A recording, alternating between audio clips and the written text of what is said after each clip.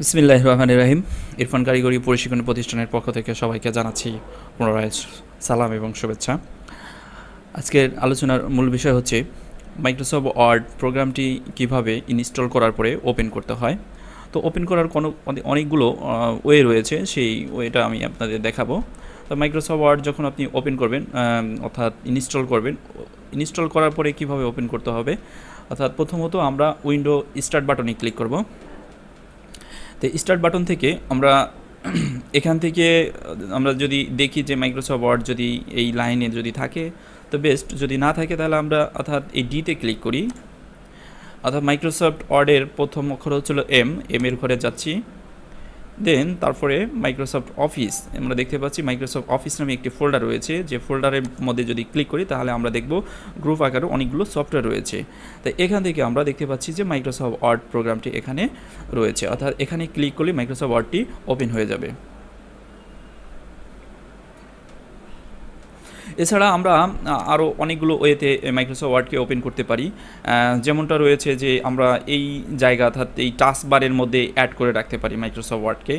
আর এই Microsoft ওয়ার্ডকে task বারে এবং আমরা এই অর্থাৎ ডেস্কটপের উপরেও আমাদের এই আইকনগুলোকে শর্টকাট হিসেবে ব্যবহার করে রাখতে পারি, পিন করে রাখতে পারি।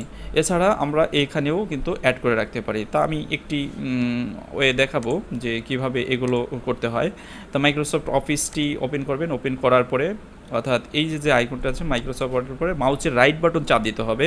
তা মাউসের রাইট বাটন চাপ দেওয়ার পরে এখানে আমরা দেখতে পাচ্ছি যে পিন টু স্টার্ট, তারপরে এখানে মোর রয়েছে, মোরের মধ্যে আমরা এখানে দেখতে পাচ্ছি যে আনপিন ফ্রম টাস্কবার, অর্থাৎ আমার এখানে টাস্কবারে আছে, এখানে পিন করা আছে, শর্টকাট করা আছে।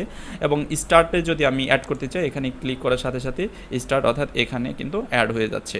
এভাবে কিন্তু আমরা পর্যায়ক্রমে এই মাইক্রোসফট ওয়ার্ড, এক্সেল বা আদার অন্য কোনো প্রোগ্রামগুলো আমরা অ্যাড করে রাখতে পারি, যাতে করে আমাদের ভিতরে যেতে না হয় এবং সময় বাঁচানোর জন্যই আমরা মাইক্রোসফট ওয়ার্ডের এই কাজগুলো করব।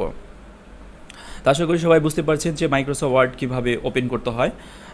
আমার এই ভিডিও টিউটোরিয়ালটি এ পর্যন্তই থাকবে। আশা করি পরবর্তী ভিডিও টিউটোরিয়াল দেখার জন্য সবাইকে আমন্ত্রণ জানাচ্ছি। ধন্যবাদ, সবাই ভালো থাকবেন। ভিডিও শেষে আপনার কাছে ছোট্ট একটি অনুরোধ করিব, যদি এই ভিডিওটি ভালো লাগে অবশ্যই লাইক, কমেন্ট এবং শেয়ার করে আপনি আপনার বন্ধু এবং বান্ধবীর মাঝে ছড়িয়ে তাদের উপকার করতে পারেন, এবং আমাদের চ্যানেলটি সাবস্ক্রাইব করে রাখুন যাতে করে পরবর্তী ভিডিওগুলো দেখতে পান। Thank you.